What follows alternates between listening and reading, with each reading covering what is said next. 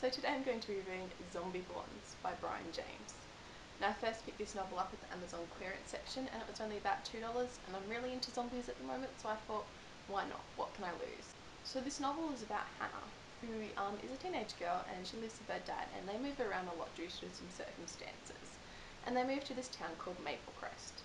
Now when Hannah gets there, she just thinks it's a boring old town, you know, because there's not much to do there and it's quite a small town, but there's something strange about the neighbourhood.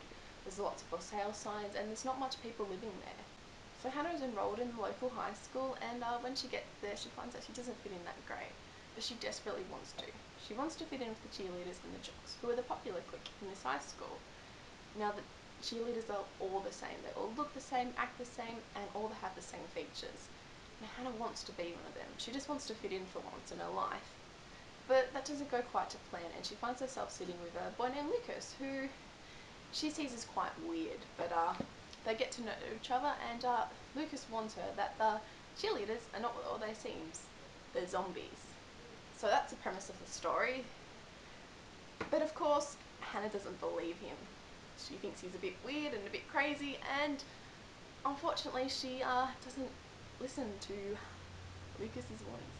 So that's the main premise of the story, you know, zombie cheerleaders and everything. One thing I found really interesting in this book was the way that the zombies were portrayed in this novel. It's quite different to anything that I've read before. They all look the same and act the same, but in the end they're just teenagers, I guess, you know, going to high school and everything and doing things like that and being cheerleaders. But they're not human, they're dead, and they do eat flesh to survive, but apart from that, they're kind of an interesting take on zombies. Then there was Lucas, who was just trying to warn Hannah off, and in the end, things don't turn out that great for Lucas, but you know, he helps Hannah and he's great and he's weird. And I don't know, I really liked him. I found this novel a really quick read. I got through the novel with about 2 sessions, but I probably could have done it in 1 session if I had more time. It was really kind of fast paced, and even though there wasn't action until about the second half of the book, it was just kind of interesting.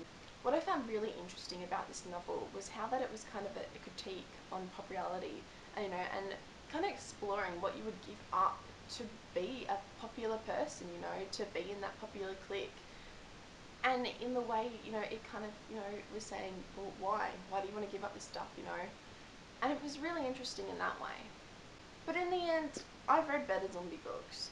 This one was definitely interesting, but I want to go screaming, raving about it. I definitely would say pick it up if you maybe see it, you know, in the library or something and want to have a read. But I wouldn't, you know, say this is a must read, go out and get it. I enjoyed this book, but it wasn't something I'd rave about. And that's kind of my issue with it. I don't know what it was. I just think that there are better books out there for young adults at the moment. In the end, I would rate the book 3 out of 5 stars. I enjoyed it, but it just wasn't the greatest. So let me know in the comments below what you thought of the book if you have read it, or if you plan to pick it up and give it a read. And I'll see you next time. Bye.